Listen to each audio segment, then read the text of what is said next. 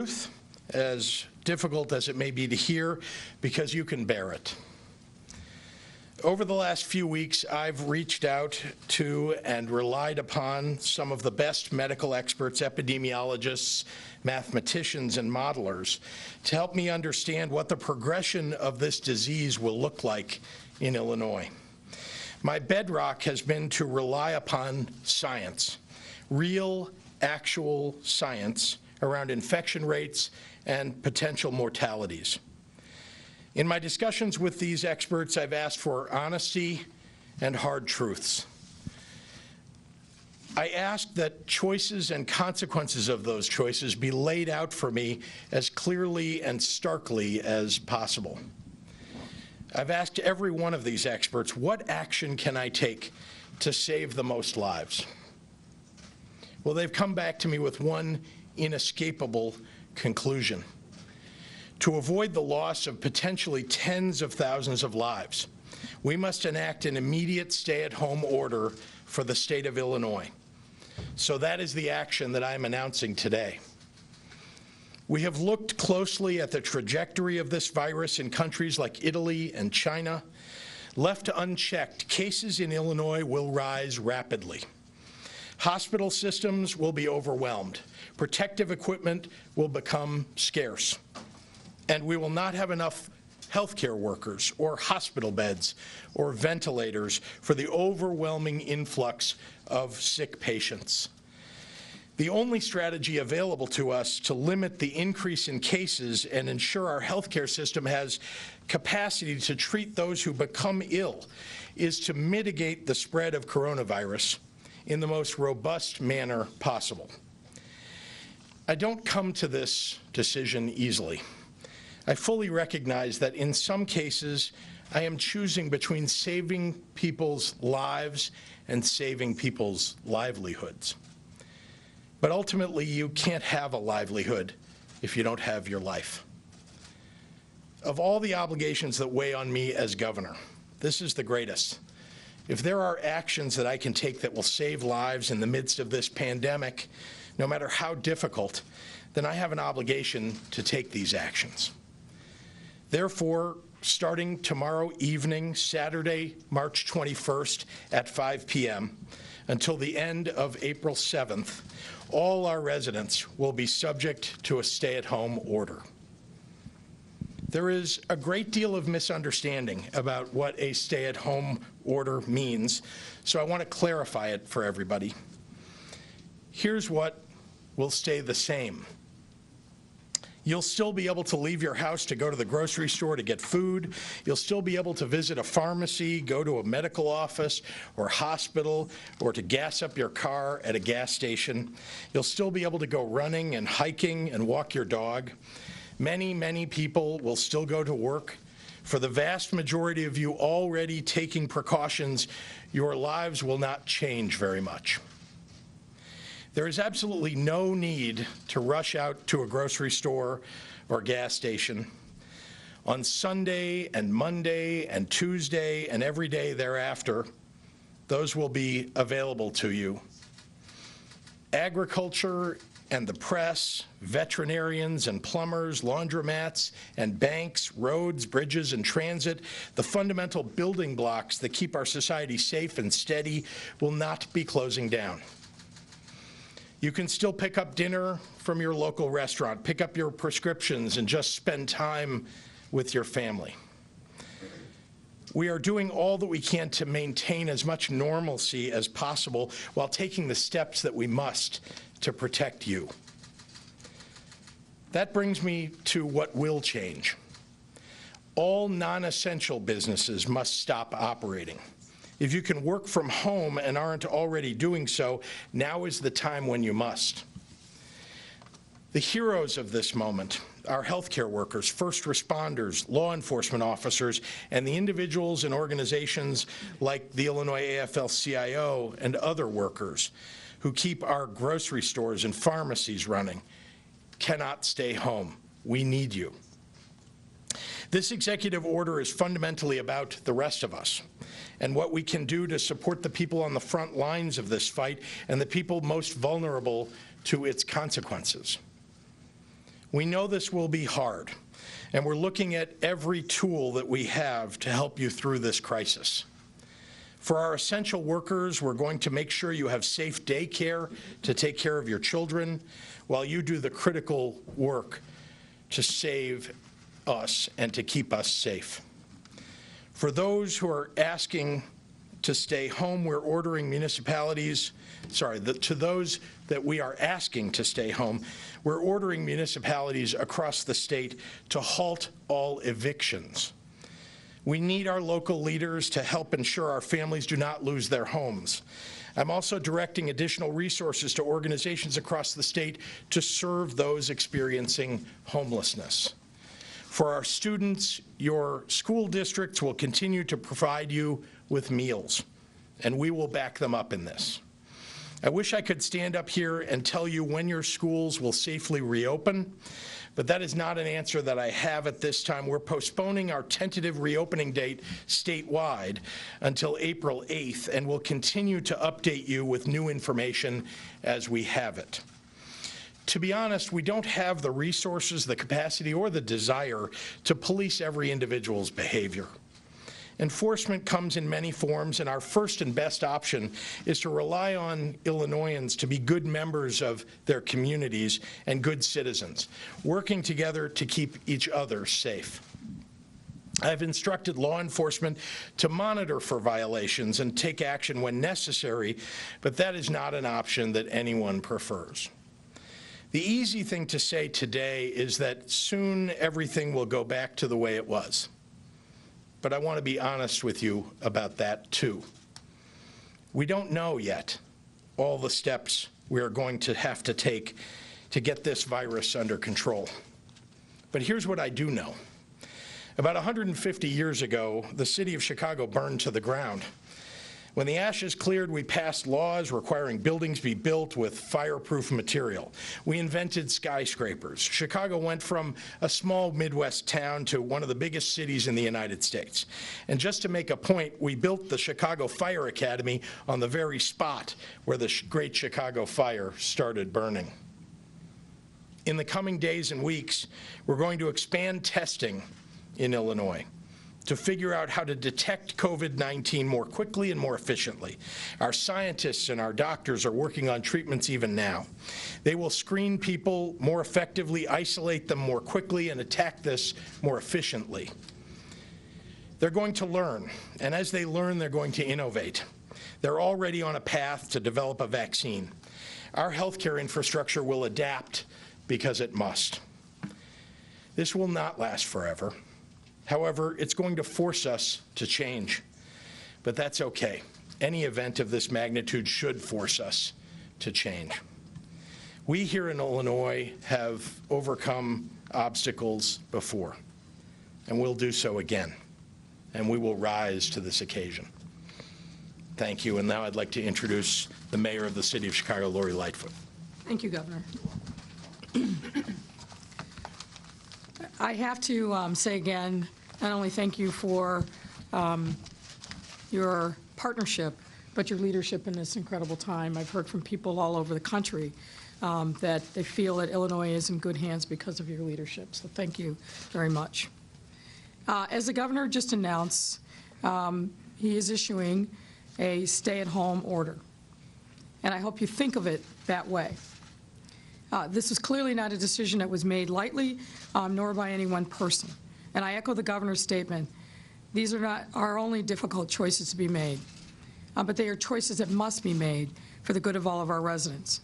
The governor, local leaders, and I are in full agreement that we need to act swiftly, and this decision is necessary. As the governor alluded to, we have seen what bold measures have yielded in places like Japan and Singapore and South Korea. And sadly, we are witnessing what is not happening around the world in countries that did not mobilize. The coronavirus will not go away by happenstance. We must be intentional about taking steps to flatten the curve. Today's announcement, along with other steps taken in the last 2 weeks, are intended to do just that. We can only save lives and blunt the spread of this virus by keeping as many people as practical at home and safe.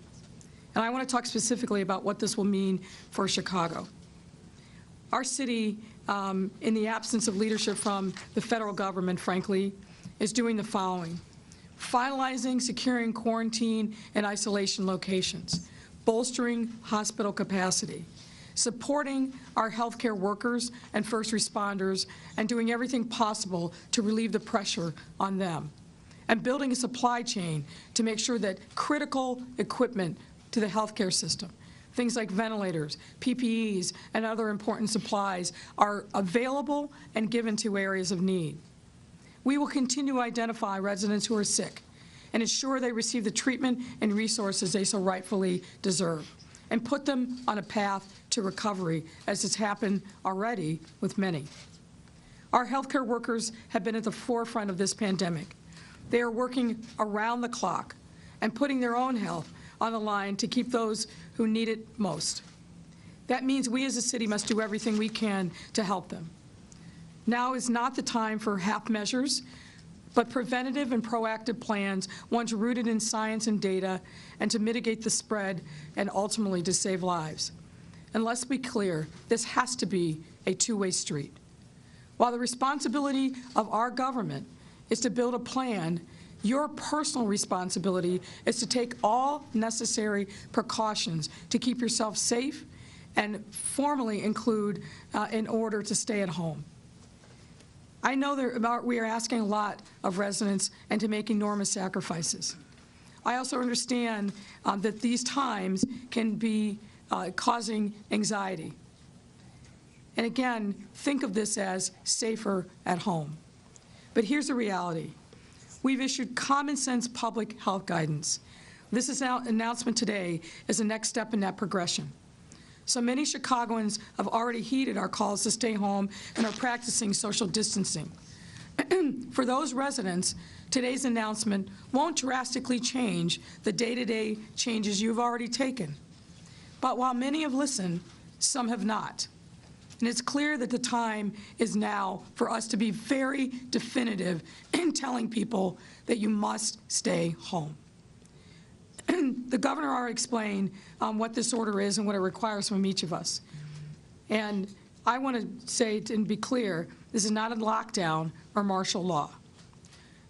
As the governor said, and I want to reiterate, Chicago's grocery stores, pharmacies, and clinics will remain open. And there's absolutely no need to change your normal purchasing patterns. What I mean is, do not take this direction as a reason to run to the stores, buy everything in sight, and hoard vital supplies. Please, the grocery stores will remain open and stock, so be mindful of your neighbors and do not hoard supplies. Hospitals will continue to treat patients. The city's essential services will not cease.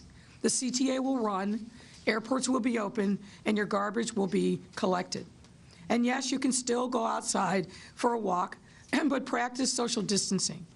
Remember, this is the new normal for now. I think and I hope people recognize and understand that these decisions are being made for the long-term health of everybody, everywhere in our entire state. Let me remind you that of some helpful resources that you can access to stay informed during this crisis.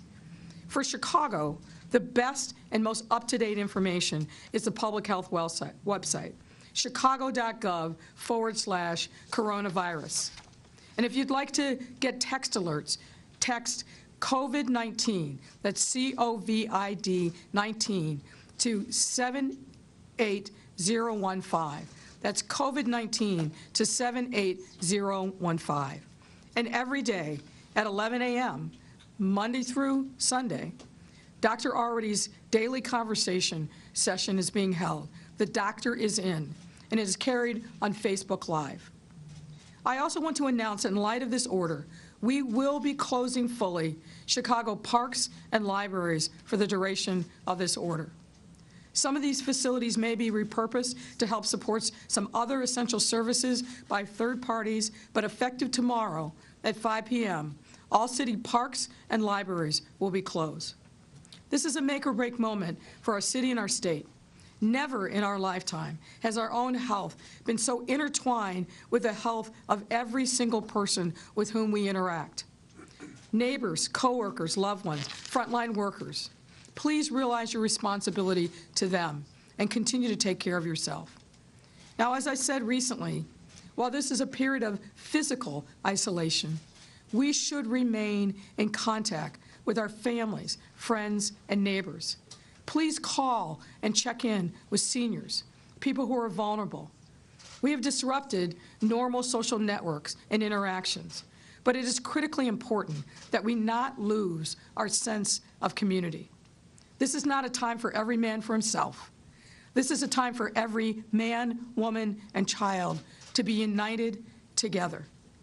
The choices we make today can renew and restore health and prosperity in Chicago and throughout Illinois.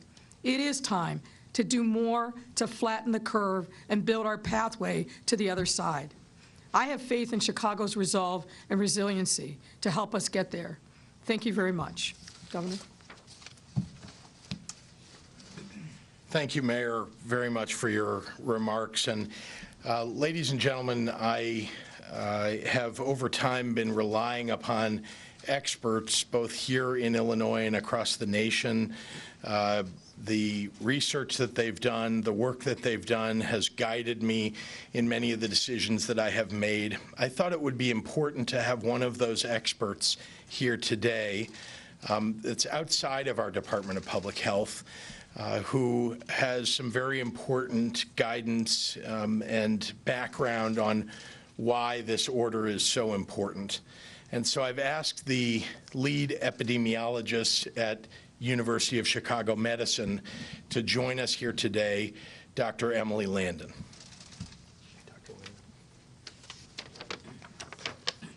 Good afternoon, everyone. First of all, I want to send my sincere gratitude and support to all of the healthcare workers in Illinois and around the world. Despite doing our best to prepare for a respiratory virus pandemic, we now find ourselves facing a brand new virus with too little information, not enough personal protective equipment, changing protocols every single day, and no second chances. The University of Chicago Medicine and every other hospital in the state has been and is working very closely with our public health departments. Without these partnerships with each other and with public health and the CDC, we could not have made it this far, and we will not get much further. And so I also express my gratitude to everyone working in public health.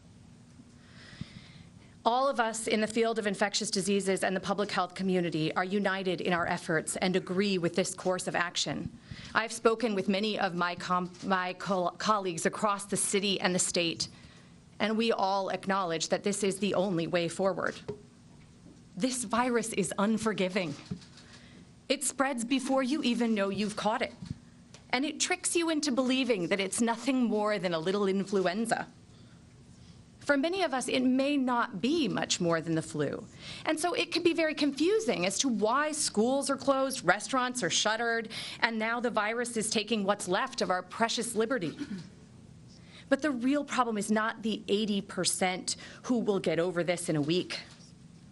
It's the 20% of patients, the older, those that are immunocompromised, those that have other medical problems, who are going to need a bit more support, some oxygen, or maybe a ventilator, life support. We do amazing things like this to save patients in our American hospitals and across the world every single day, but we can't take care of everyone at once. And we can't keep that low mortality promise if we can't provide the support that our patients need. Our healthcare system doesn't have any slack. There are no empty wards waiting for patients or nurses waiting in the wings. We barely even have enough masks for the nurses that we have. Looking back to the last time we were limited tools and having a dangerous infection spread quickly was the beginning of the 1918 pandemic. 2 cities in America made different choices about how to proceed, and when only a few patients were affected. St. Louis shut itself down and sheltered in place. But Philadelphia went ahead with a huge parade to celebrate those going off to war. A week later, Philadelphia hospitals were overrun and thousands were dead, many more than in St. Louis. This is a cautionary tale for our time. Things are already tough in Illinois hospitals, including mine. There's no vaccine or readily available antiviral to help stem the tide. All we have to slow the spread is distance, social distance. And if we let every single patient with this infection infect 3 more people, and then each of them infect 2 or 3 more people, there won't be a hospital bed when my mother can't breathe very well, or when yours is coughing too much. So in my house, we've made a lot of sacrifices. We don't go out anymore.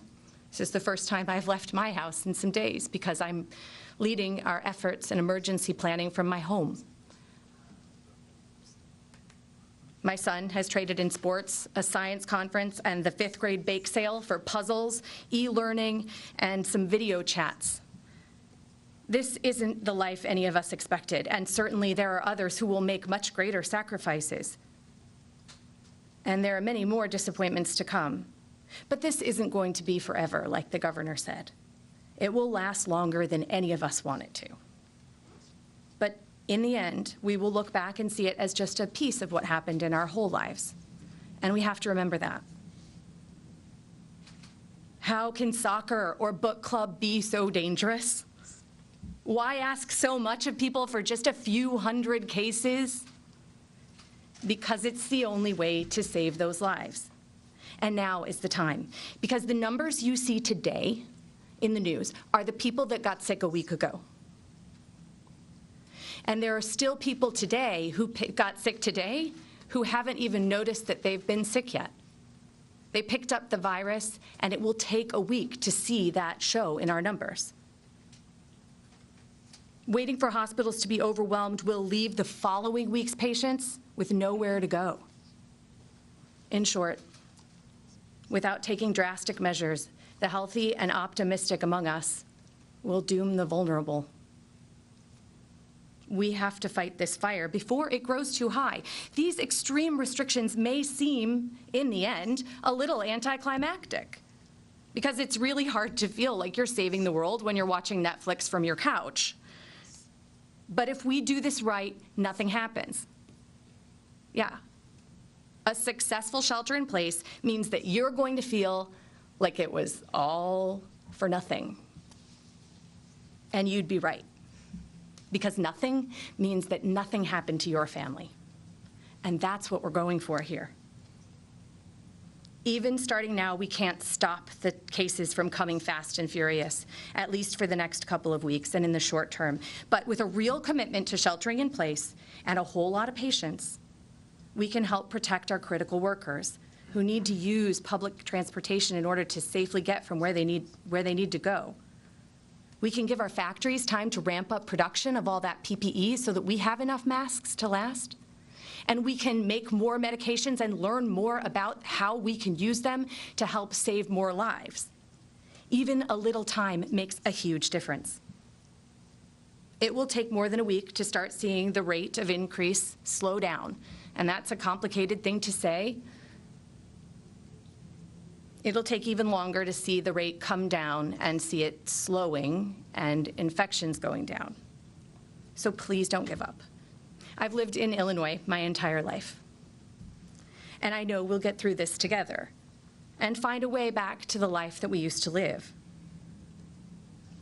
Public health and hospitals have been working hard for a long time, and now it's your turn to do your part. A huge sacrifice to make, but a sacrifice that can make thousands of differences, maybe even a difference in your family too. I'd like to ask Dr. Ezike to join us now.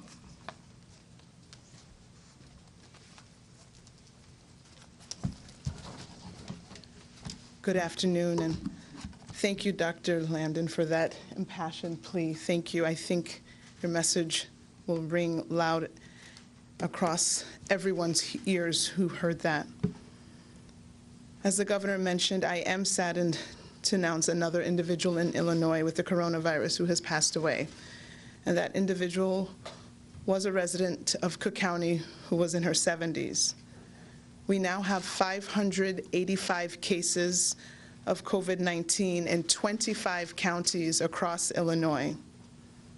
As the number of COVID-19 cases being reported continues to rise every single day, the state of Illinois is working to increase testing capacity by working with Illinois hospitals to implement testing within their facilities. We want to strengthen the testing capacity in Illinois by helping hospitals and laboratories to develop their own testing ability, and we expect to have these tests available within the healthcare system in the next few weeks. Additionally, the state is working with the Department of Health and Human Services to set up drive-through testing sites in some of the hardest hit areas of the state. One of these community-based testing sites will be operated by the state of Illinois with support from the U.S. Health and Human Services.